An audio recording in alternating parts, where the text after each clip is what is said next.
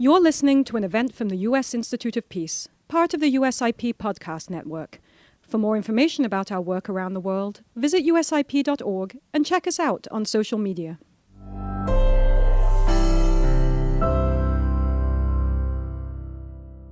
Thanks for joining us for a discussion on a USIP commissioned report on Russian information operations in Latin America and influence campaigns.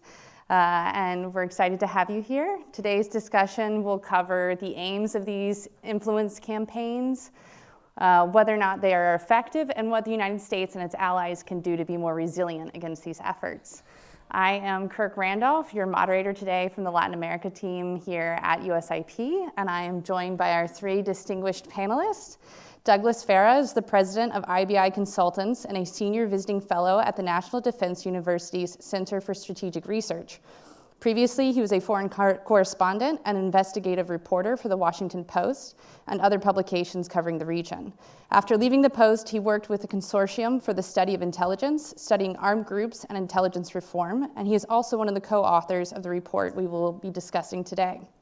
Dr. Román D. Ortiz, the other co-author of the report, is an expert in the field of irregular warfare, having worked on these matters in Colombia, Central America, Paraguay, and other Latin American countries. He's also a senior consultant with IBI Consultants.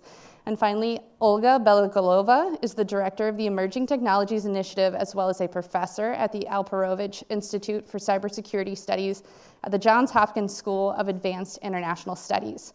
Previously, she led policy for countering influence operations at Facebook, now Meta. So thank you all for joining us today. I'm going to start by turning the floor over to our panelists. Douglas is going to talk to you about the report and then turn it over to Román. And finally, we'll hear from Olga on her experiences and what this looks like in the region. And once we've wrapped up our discussion, we'll open the floor for questions, both from the audience here in person as well as online. So over to you, Douglas. Thank you, and thank you to USIP for hosting this event and for their support in this project, to Dr. Heather Ashby for her wonderful collaboration and support in this. And we had a really great team working on this project, so thanks to everyone who participated with us in this. I think I just want to outline a few of our major findings, because I think it's the first look of this nature at the Russian influence operations in Latin America. And I think we found, what to me, having spent my life in Latin America and looking at Latin America, were some rather surprising, different types of findings than I expected to find going in. And I want to just lay out a little bit about what we think is going on there and the background, why Russia is doing what it's doing. And as Kirk said, maybe try to look a little bit about what the U.S. can do going forward if they're interested in countering these narratives going forward. I think the first thing we found was that there is a broad, persistent, and effective and cost-effective campaign on the part of Russia to carry out information activities in Latin America that they view as part of their hybrid warfare doctrine. It's not happenstance, it's not they're not unrelated to other things that Russia is doing both in Latin America and around the world, and as part of what their doctrine is since the late 1990s, after the fall of the Soviet Union. I think that one of the things that we found most interesting is that we tend to think, and I tended to think, of Russia's activities being focused on the radical populist left of Latin America, Hugo Chavez, Maduro, Daniel Ortega, sort of that group of people that have had historic relations with the Soviet Union in the case of Nicaragua, or more recent, very close relations with Putin based on leadership and ideology. But I think one of the things we found most interesting was that there is, in fact, a very effective campaign also reaching out to the radical populist right that has been also very effective in shaping the environment and making support for Russia something that stretches across the political landscape in ways that we were not particularly, at least I was not particularly aware of.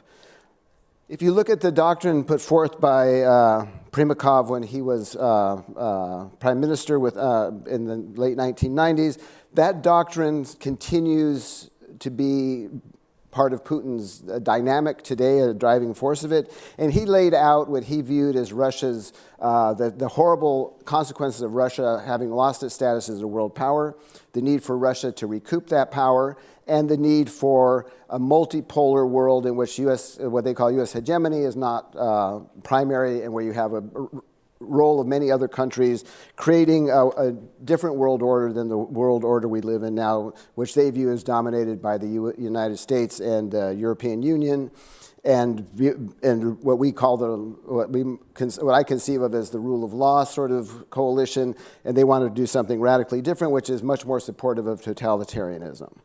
They want to, in this new world order, they view as Russia views as its primary responsibility, or as the right to dominate and control what they call their near abroad, which is what was the former Soviet Union. That's an article of faith that they have the right and the duty to protect that space around them. And while they do not recognize that the United States has any near abroad authority over Latin America, because they don't believe the United States has the right to dominate like they have the right to dominate the former Soviet Union, they do believe that the corollary to their near abroad is Latin America. And if we are, their view is that and they write about this a lot, if we and NATO are in their backyard, in their area of their near abroad, Russia has to be in Latin America to occupy a space that is a primary concern to the United States.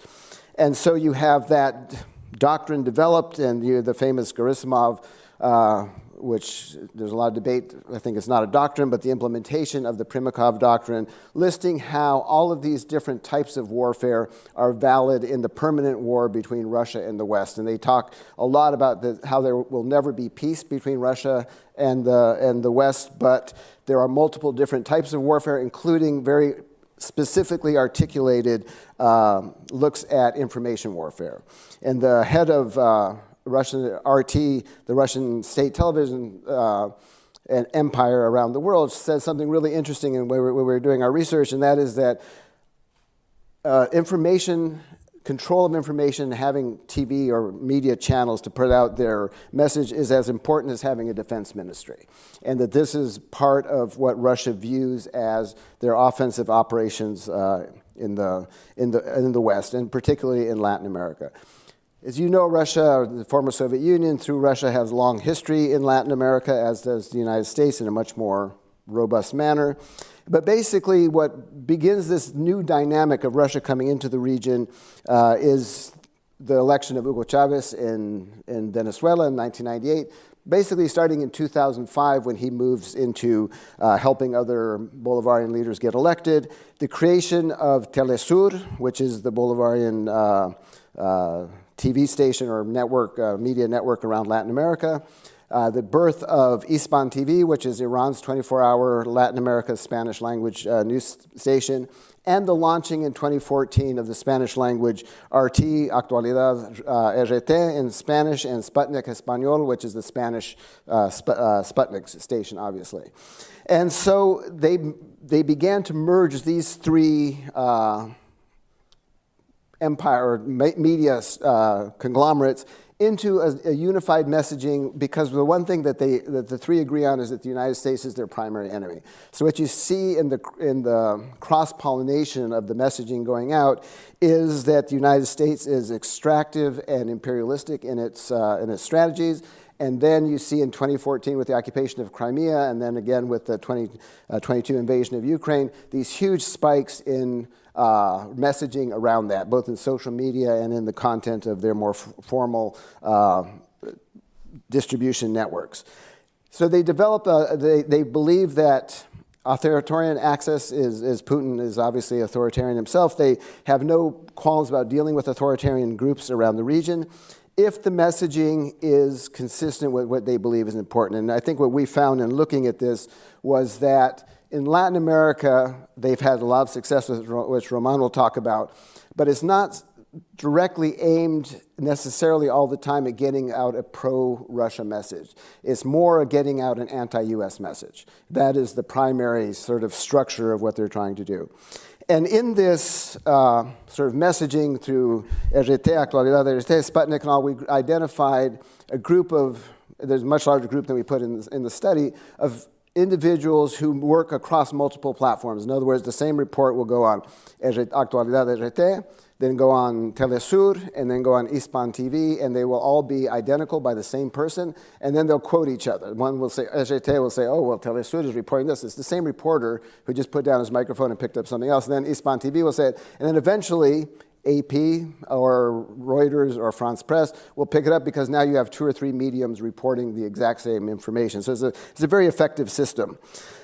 I think that as I talked about initially, on the right you have the key figure of Alexander Dugin, who has a much larger footprint and impact in Latin America than we believed going into it. Alexander Dugin is the sort of ideologically very close to Putin, not personally necessarily that close.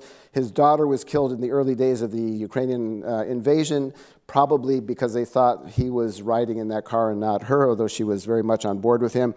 So he is a key. He speaks relatively good Spanish. He can do long interviews in Spanish. He can do long interviews in Portuguese.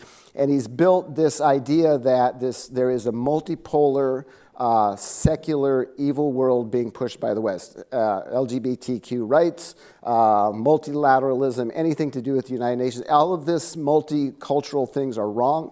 And it's put him in very close alliance with the most conservative elements of the Russian Orthodox Church, which also is extremely anti-abortion and other social messaging, which has put him in very close alliance with a lot of very conservative evangelical groups and others across the hemisphere as well. So you have this coalition being built on essentially the person who had the most contact with him was Jair Bolsonaro, in contact with his ideology and his relatives visiting with Putin, with Dugin is Bolsonaro in Brazil, but if you look at now at the structure around Milei, there are a lot of people very affiliated with Dugin's thinking as well around him. They have institutes of thought in Chile and Argentina that study Dugin, and his essential view is that Russia should be the center of the universe, and we were cheated out of this. And one of the ways they translate this into something that's more relevant for Latin America is in the terms of the Malvinas-Falkland conflict in Argentina. They'll say, Argentina was a great nation until Russia came and ripped out their heart by taking the Falklands, and that's equivalent to what NATO has done to us, or what the United States has done to us.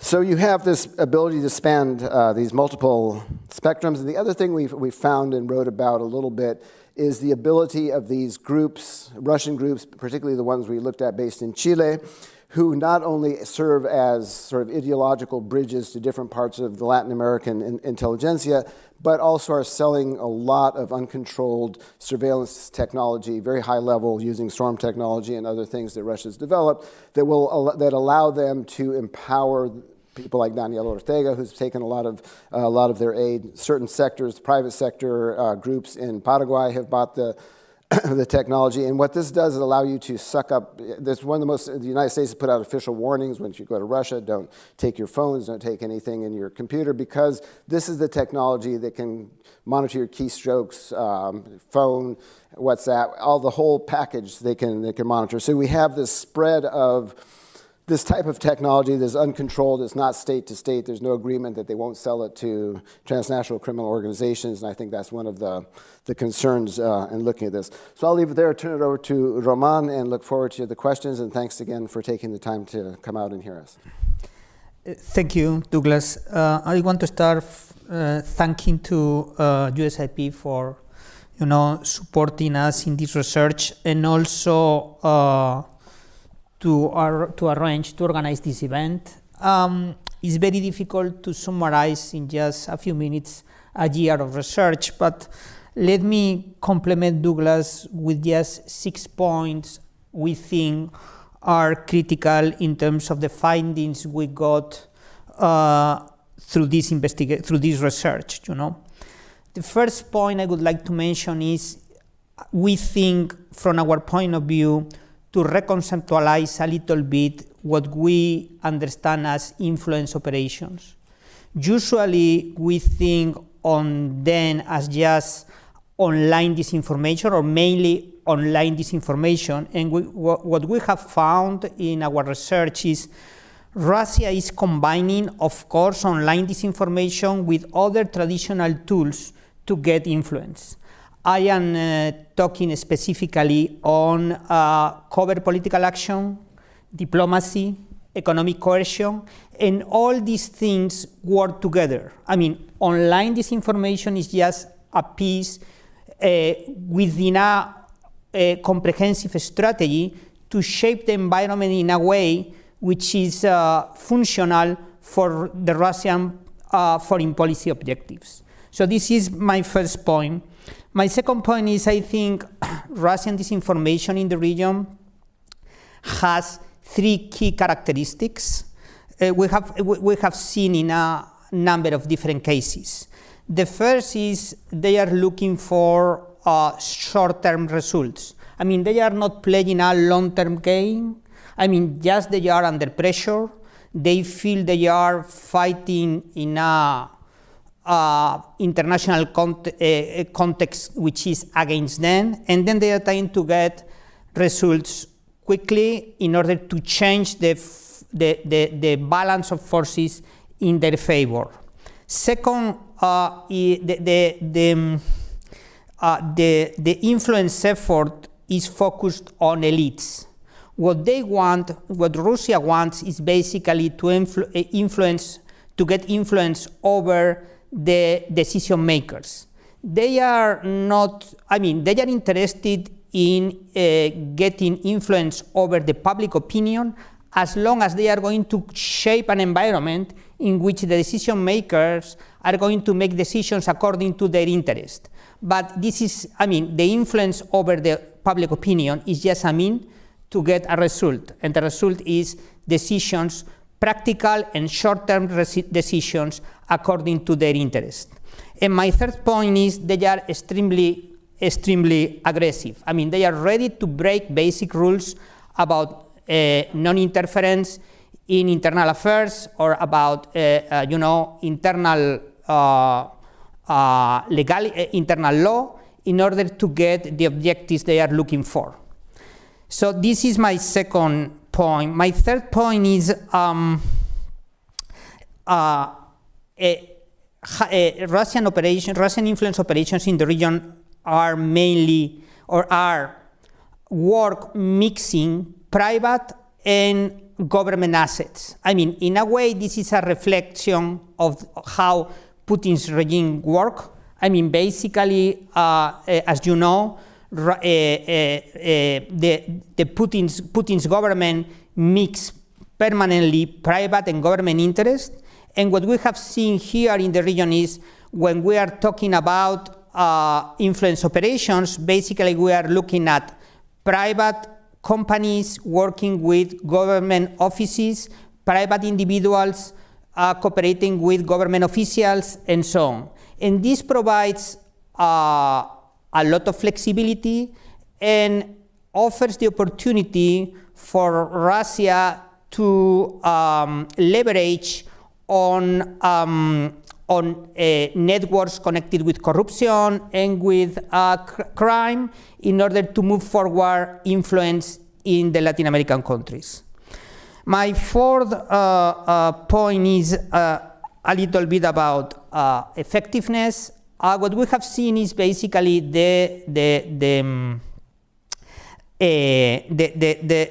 Russian influence activities in the region has been a really highly cost-effective effort. I mean, they have invested a really limited amount of resources, and they have got a significant amount of benefits. When we talk about benefits, we are talking about things like this. Between, let's say, 2014 and to the present, Russia has become more and more aggressive in the international scenario. They have become more and more disruptive. But when you look at how the image of Russia has evolved in Latin America, you can see the image until the war of aggression against Ukraine in 2022. Until that point, the image was improving. So there was basically a kind of divergence between the behavior and the image. The image in Latin America improved, and the behavior was more and more aggressive in the international arena. Additionally, you can see more specific issues, such as the rejection of all the Latin American countries to provide Russian weapons to the US in order to be sent to Ukraine. Just recently, just this year, as an example how Latin American countries have chosen neutrality and have continued doing business with Russia after the war in Ukraine. So we can discuss how important has been the Russian influence activities in the region to get this, let's say, neutral environment for Russia. But I would suggest we imagine if the situation in terms of neutrality of the Latin American countries would be the same if we take out from the picture all the efforts developed by Russian government media and Russian online disinformation to shape and change the Latin American public perceptions about Russian international behavior. My fifth comment is about electoral interference, which, as you know, is one of the key issues, the most relevant issues regarding how Russia has tried to change the political environment in the region.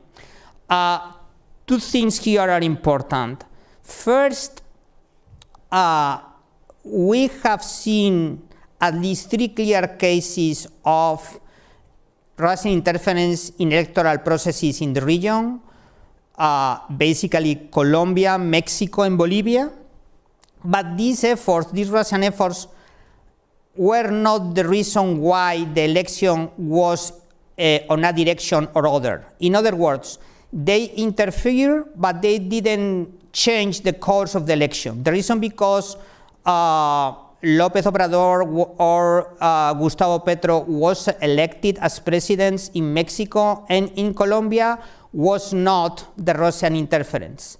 That said, from our point of view, Russian influence activities have played other role in terms of providing Russia with an opportunity to build a relationship and to develop an alliance with these potential new leaders in the region. So in other words, when you take part in an electoral campaign, when you support in an election to a potential leader, you are basically investing for the future.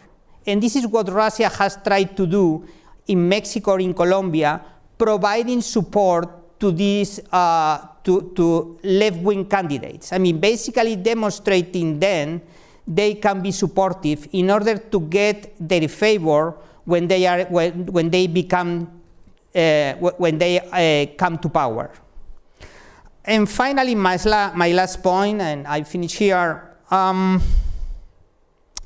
is about about the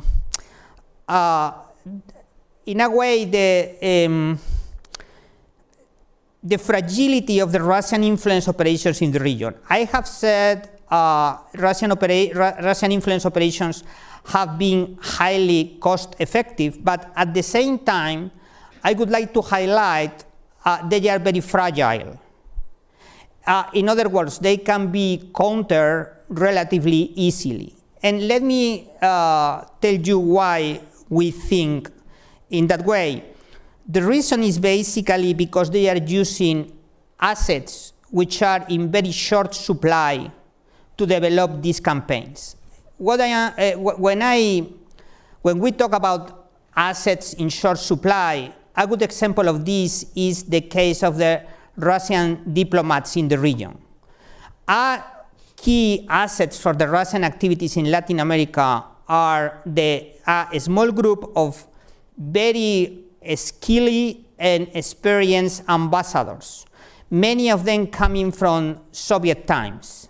And they have been extremely effective promoting Russian image and Russian interests in the region. Now, this group of people is very difficult to replace. Because it's very difficult for Putin's regime to find similar people to replace them once they retire or they can't work in the region any longer.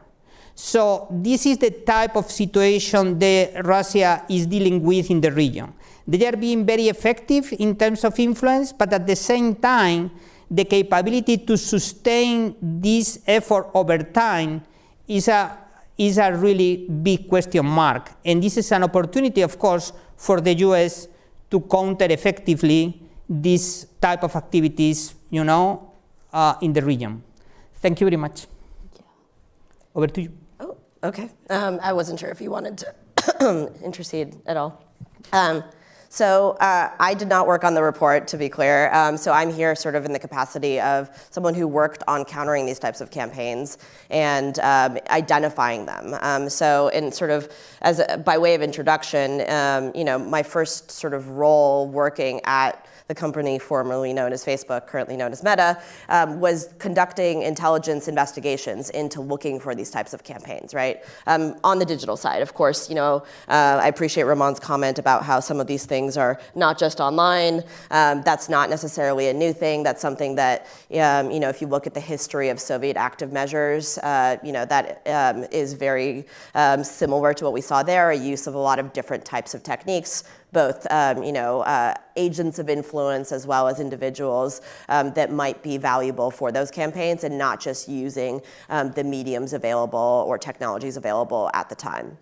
But my role was to conduct investigations into these types of operations and to build the investigative team that looked for them. And a couple things that I can speak to as well as sort of respond to on some of the comments is, one of the things that we went into, the hypothesis, is that when we conducted investigations into Russian influence, in particular the Internet Research Agency, Russian military intelligence, and some of the other actors that were behind some of these operations, the expectation was that we would find them doing the exact same thing that they were doing in Latin America, right? Or in any country around the world, right? There was an expectation that you find the exact same thing and that they're targeting every other place. But one of the things that we did find is that there is quite a bit of domestic run operations, right? Over the years, the team that I worked with took down troll farms originating from the Nicaraguan government,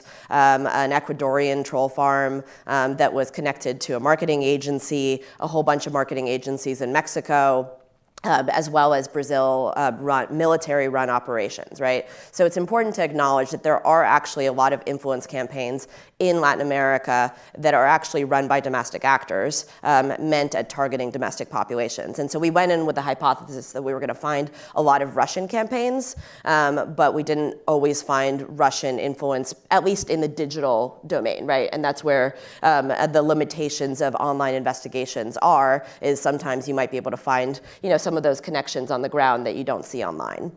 But the reason I raise that is because one of the things that, having studied Russia for a long time and Russian influence campaigns, I often end up in the place where I'm warning people not to give them more credit than they deserve. Because, over time we've seen, there's a lot of things that appear to be Russian or Russian-centric narratives, but they aren't necessarily originating from Russia. And that's where the attribution question comes in. It's often quite difficult when you're conducting an investigation to assess who might be behind that operation, right? As I mentioned, sometimes the limitations of what you can see in the digital domain, maybe there's money being exchanged, on the ground, and that, I'm certainly interested in hearing on the ground research that you guys did in the report, and what you were able to see there, because in some ways it almost takes away agency from the people that are, living in these places if you're sort of giving credit to the Russian influence campaigns with everything that is going on, right? There are a lot of domestic grievances, as there were in the United States, right, that Russian threat actors take advantage of, right? In the United States, as an example, things like civil rights movement during the Cold War, as well as Black Lives Matter, and the more present day, those are domestic problems that people are raising, real activist movements. And so it's important to say, Russians didn't invent those things, they took advantage of them. And that's where, the comment that, we were talking about a little bit earlier, hearing some of the findings about narratives versus what you actually see the threat actors do, right? You might expect that what you see from Russian threat actors is going to be Russia-centric narratives. Support Russia, send weapons, don't send weapons. But in my experience conducting these investigations, oftentimes it's domestic issues that are elevated in order to create wedges in society, rather than necessarily showing their hand. There are different threat actors that you see more of that from. For example, Chinese and Iranian influence campaigns, where you see a lot more obvious pro-China or pro-Iran narratives. But with Russian campaigns, both during the Cold War and in the present day, you don't see as much of the obvious, this is in support of Russian narratives. You see a lot more of, these are some domestic issues that we're going to take advantage of to sort of elevate those issues and drive those wedges in society further. And last but not least, one of the things I wanted to talk about as well is effectiveness. So there's a lot of conversation in the influence operations research field around how do we actually know whether campaigns are effective or not? And there's actually unfortunately not been a lot of study that says, this equals this, because it's actually quite hard to say someone saw this meme online and they decided to do this thing in the real world, right? That's a very difficult line to draw for anyone. And so it's important not to make assumptions about whether a campaign indeed had impact. I think it's important to acknowledge, some of the proxies that we might have for understanding impact. That includes size, reach, how many people might have seen something, but those are all imperfect and flawed, right? You might be able to say, okay, well, a campaign had a lot of fake accounts.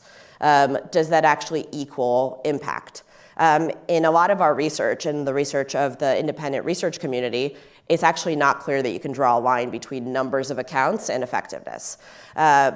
And so it's really difficult to assess whether something was indeed definitively effective, and what are some of the other societal factors that exist that we have to acknowledge, and sort of give, again, agency back to the individuals that live in these places for the decisions that they make.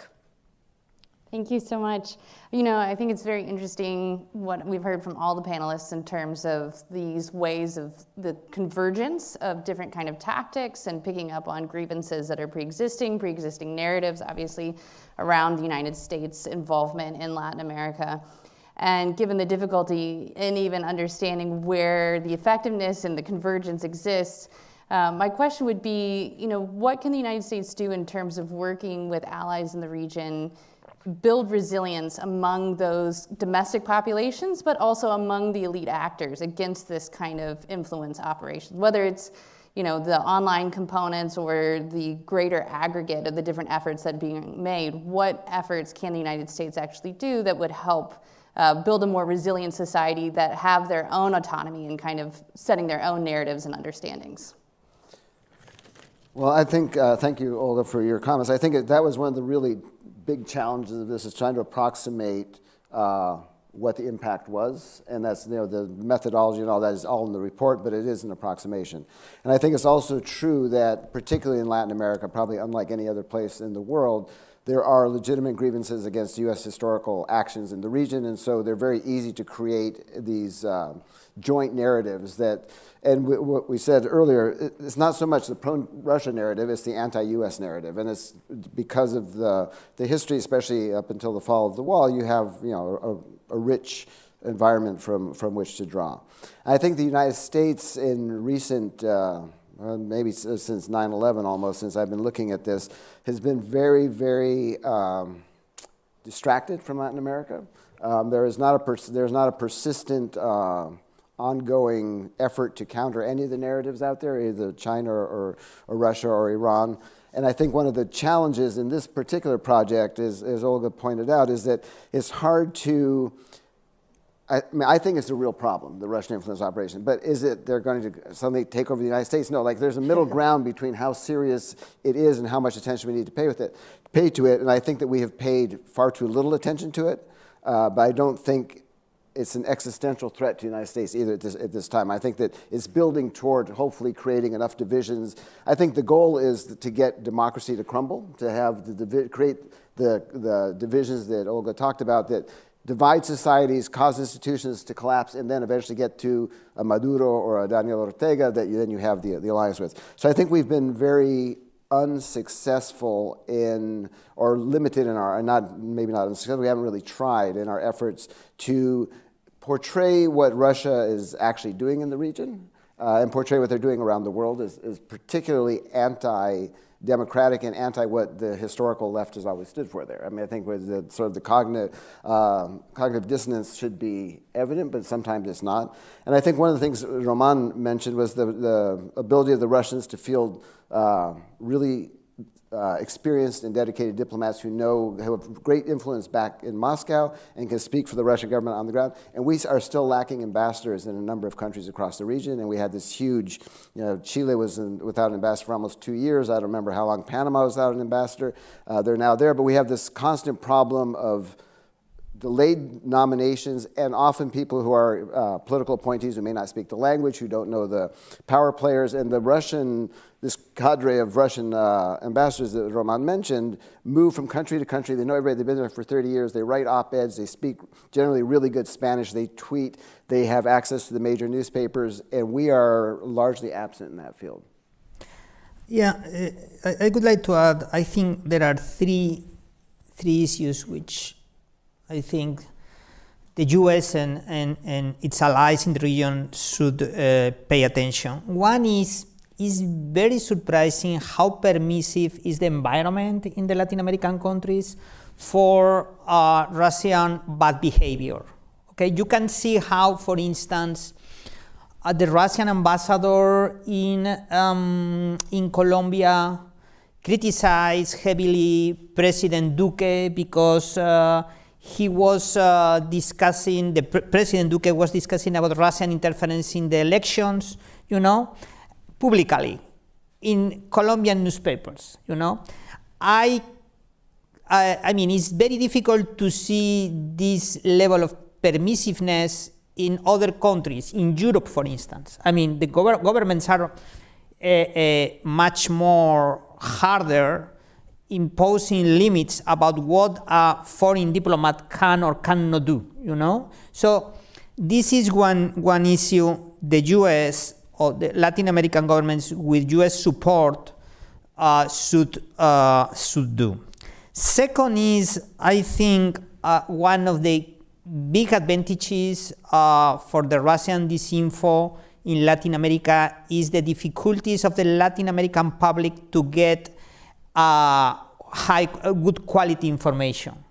I mean, basically, information is becoming more expensive, more difficult to get access. And then in this vacuum, you have, for instance, Actualidad RT, I mean, the Spanish version of Russia Today, providing good quality disinformation about international affairs. So let's say the TV programs are really good, are really well produced, and of course all the information is fake, So this environment is very good for Russian disinformation, as long as measures can be taken in order to improve the access to good quality, high quality information for the general public in Latin America. The environment is going to be more difficult for Russian disinformation. And my last point is, of course, I mean, it's needed to train, in general terms, journalists, academics, politicians, people who basically opinion makers, in order to provide them with the tools to identify and counter Russian disinformation. So I think these are three potential avenues for the US to support the Latin American efforts to counter Russian disinformation. I actually wanted to jump on that point because, one of the things that I spent a good chunk of my career doing is what I would say playing a bit of whack-a-mole, right? Taking down these networks of fake accounts. But it's important just as much to fill the information environment with something else, right? You can't just remove the harm. You have to do something to fill it with some value for people. And that doesn't necessarily mean that you necessarily have to do an eye for an eye, right? There's always these debates about whether, Western liberal democracies need to run influence operations in response to influence campaigns. But that's not necessarily true, right? You don't have to engage in some sort of malign or deceptive campaign in order to fill the information environment with something of value for people. And that's, often where people get lost, because the reality is a lot of these, campaigns from Russian influence actors, right, are not necessarily just networks of fake accounts, right? There's a lot of gray area where you can see that, there are times where every nation around the world has the desire to share their story and tell it. And one of my favorite stories is actually that the word propaganda is actually at the root of it, not a malign word, right? What it means is the dissemination of something that is favorable to a particular government or an organization. But we've sort of now viewed the word propaganda really negatively, and in fact, in the 1970s, the US State Department invented the word public diplomacy to basically say propaganda but not use the word propaganda, right? And I think it's interesting because ultimately, it's all about effective strategic communication, and where you can see a really good example of responding to Russian influence, whether deceptive or not, is in Ukraine, where the Ukrainians have found a way to fill the information environment with information that is true for the most part, effective, and tells a better story. And that's that doesn't necessarily mean that you have to wade into creating networks of fake accounts on your own or doing some kind of malign influence yourself in order to respond to that. And the last point that I'll make is in order to build some of these build resilience in society, there are some research institutions, investigative outlets that have cropped up both in Latin America and other places. Some of the best investigations I've seen into influence operations overall in Latin America have been from the Digital Forensic Research Lab at the Atlantic Council, from EQUIS, as well as from Cazadores de Fake News. So those are some research institutions that are doing some really good work in Latin America, but building up that capacity so that there are not just fact checkers, but also people who can help people understand how to spot manipulation where it's happening, so that the average individual in society can understand what that looks like. Thanks. We'll open it to the floor if there are any questions from the audience.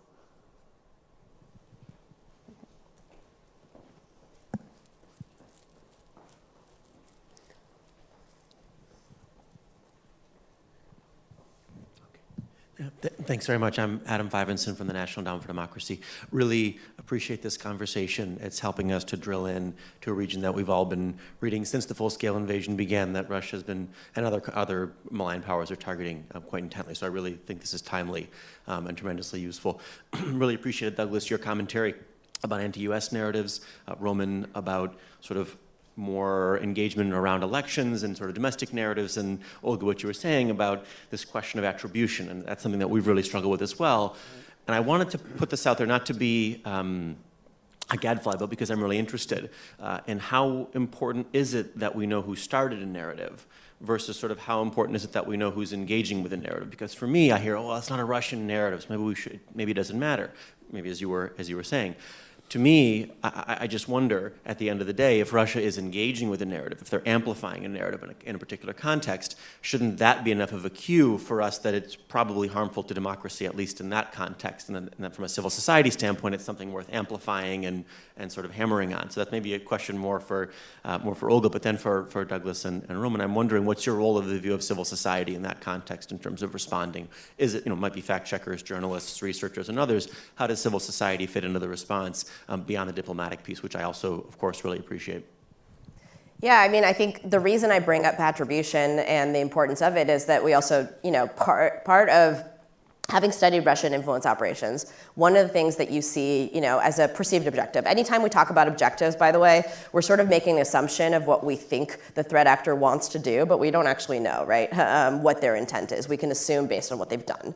But the assumption, having done years of research into Russian influence campaigns, is that not only are they interested in necessarily, pushing particular agendas, but also getting people to trust nothing at all. And if you think that everything is a Russian influence campaign, that in and of itself is an effective Russian influence operation, right?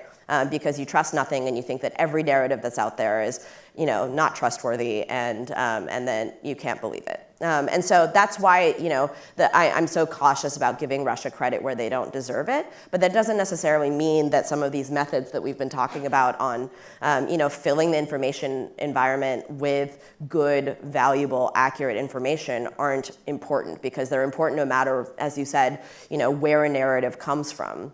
But it's also, sometimes the narratives can be a little bit on the line, right? They're not always going to be false. Famously, most of the URLs shared by the Internet Research Agency were actually not to some fake news website, but they were NewYorkTimes.com and SoundCloud.com if you looked at some of the network analysis. But that doesn't mean that, that there's always, even a New York Times headline can have something that would be a kernel that would get someone to, fall for a certain narrative, right? You don't have to necessarily share manipulative or false information in order to get someone to go down a certain path. Another good example of that is when, the war started in Ukraine, this particular war, I have to say, because there have been others. The headlines from outlets like Sputnik and RT were, there are biolabs in Ukraine. Is that inaccurate? No, it's not, right? There are, in fact, biolabs in Ukraine. It's what someone takes away from that headline that is problematic, which is that something untoward is happening.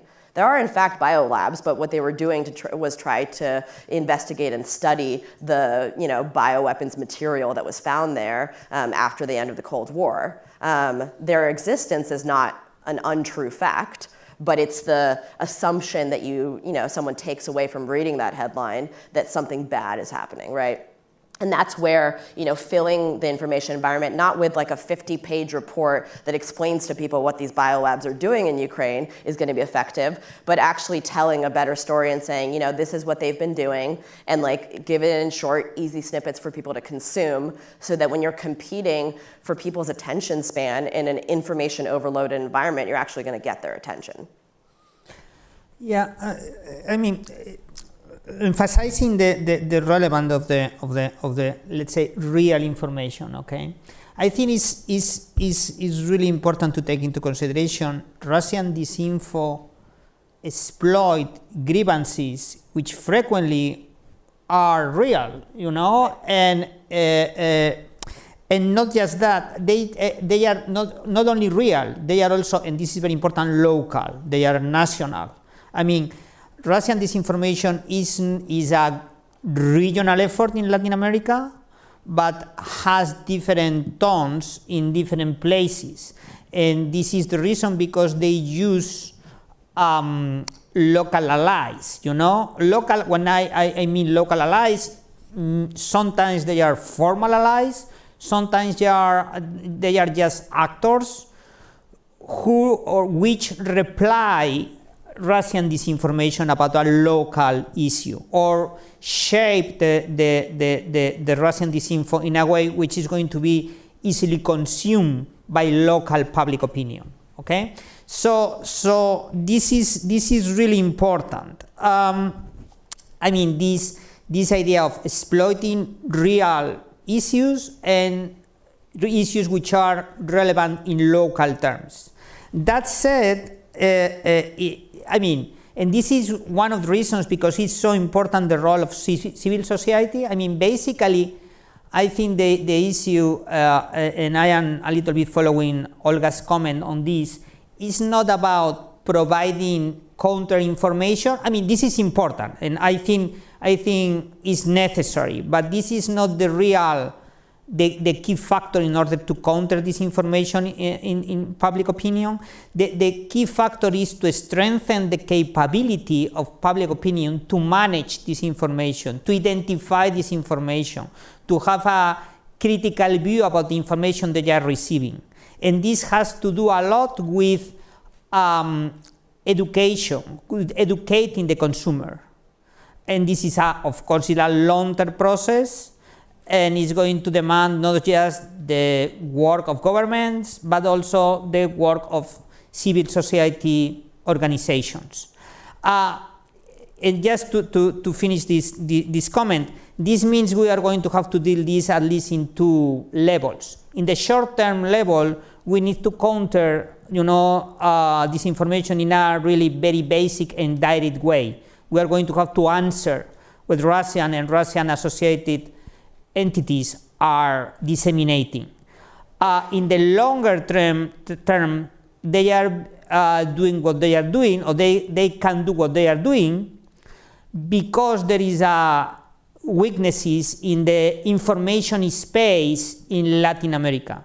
And we need to solve this, but this is going to be a long-term effort. So we need to deal with the urgent stuff in order to be in a condition to deal with the most important stuff, If I may also just add, the studies about countering some of these things show that pre-bunking tends to be a little bit more effective than debunking, right? You don't want to be on the back foot having to respond to every single thing that is being put out there. You'd rather sort of be in a position where you have actually gotten ahead of it and said something ahead of time. And so that's the ideal sort of end state. Just in the interest of time, I'll just say we got a write-up in Sputnik News about our report that highlighted how great we treated, how great we said Sputnik News in Russia's news provision was, and how we said, we said all these nice things about Sputnik, which was not the takeaway I would have preferred. But there is a link to the report, and you could take that away from it. The other thing I think is really important on the filling the vacuum is that Russia or China or a lot of these groups don't need to make money on their influence operations. They are not for-profit organizations. So, but if you look at Reuters and AP and most of the Western providers of news, they are built on a profit model, so you have to charge for it. So if you're a small newspaper or you're subscribed to Telesur and Russia comes and gives you a whole bunch of free content, you're going to take it because you don't have the resources in this resource-constrained environment to buy a lot of other stuff. Not necessarily because you're anti-U.S. or anything. It's free and good-looking content. I think there is a lot of deliberately taking that as well. But I think in the environment in which we live, if you're going to spend $2,000 a month for the Associated Press or get something for free, you're probably going to take it for free because you want to survive as a news medium. So, do we have any other questions?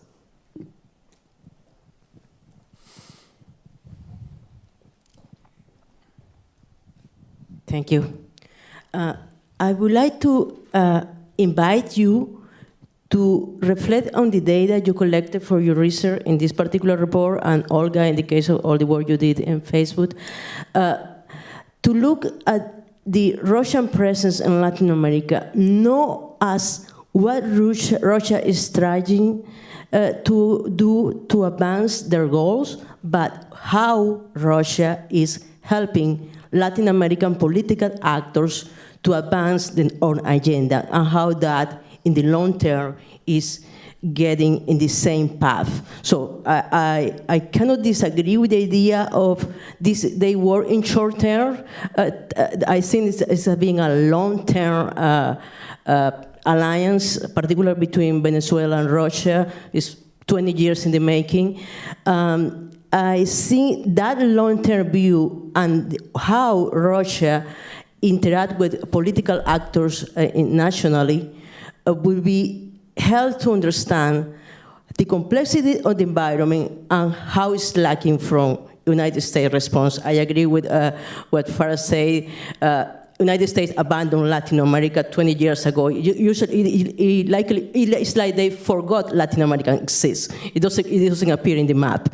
And that is part of that is the strength we are seeing now here.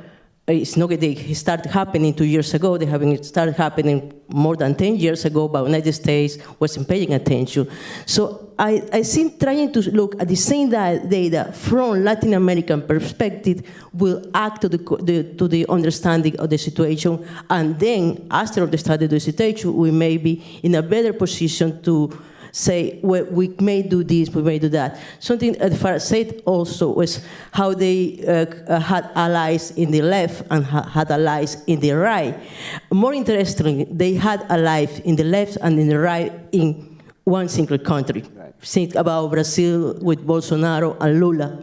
Think about Argentina with Milei and Massa. So they had allies in both sides, ideological sides, in a single country, and this is normal for them to do because they can foster different agendas for different allies in different moments. They are very adapted, they are very flexible. So tell me about how you change your lenses to try to see from this point of view. Well, I think one of the key things you see in the shaping of the alliances is the ability to, or the desire to work. What does Venezuela want? It wants somebody who will veto things in the United Nations, will protect them from international sanctions, a set of things. What does Russia want? It wants the same thing. Nobody wants to be looking like they're isolated and out there. So I think part of what brings these groups together, besides the desire to break what they believe is U.S. hegemony across the region and destroy radically reshape the current world order, is their own self-protection, ways to evade sanctions. So one of the striking things is that only one Latin American country went along with the U.S. and EU on sanctioning Russia after the Ukraine, and that's Costa Rica, which is not a major player in the economic sphere of Latin America.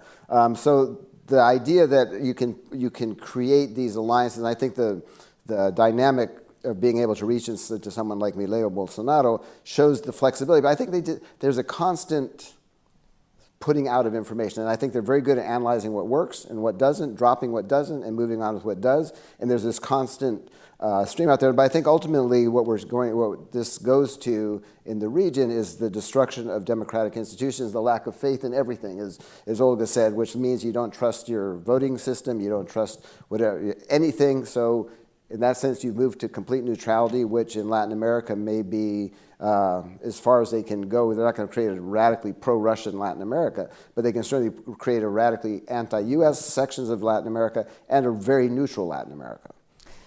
Let me explain a little bit more what I want to say when I talk about short-term goals. Okay, I think Russia has long-term goals in the region, of course, and has long-term alliances in the region, of course.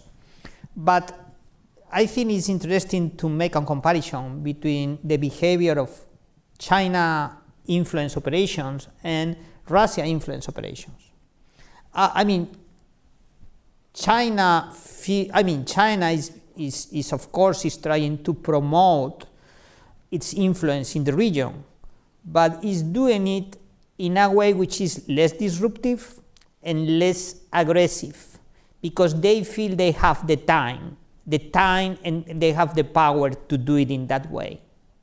Russia is trying to get the results more quickly, basically because they need these results.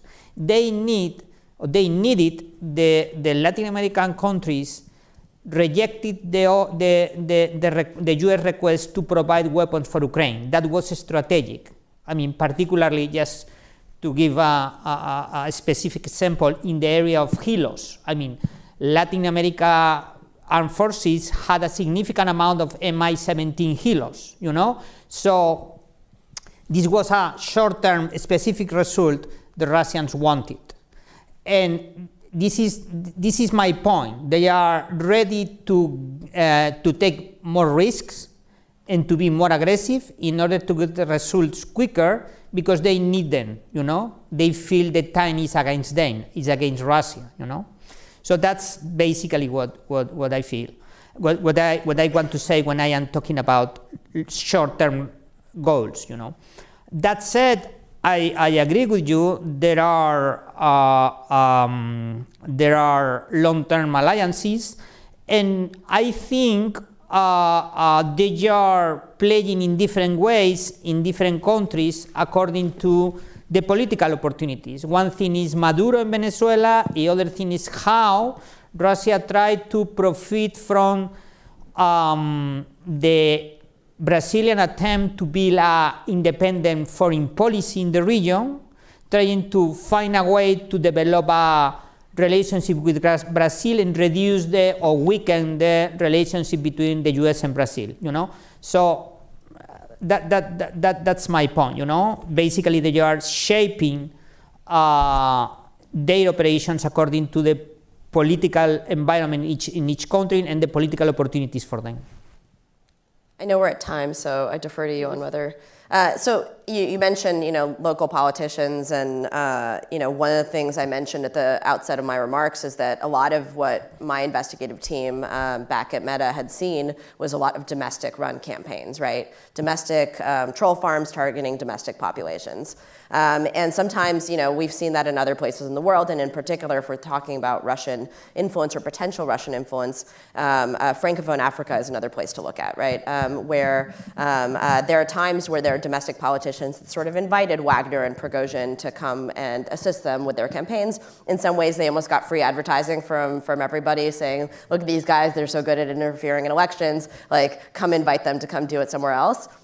And so, yeah, there's certainly individual politicians and political campaigns that have, run their own domestic campaigns. And then there's some that probably, to Roman's point earlier,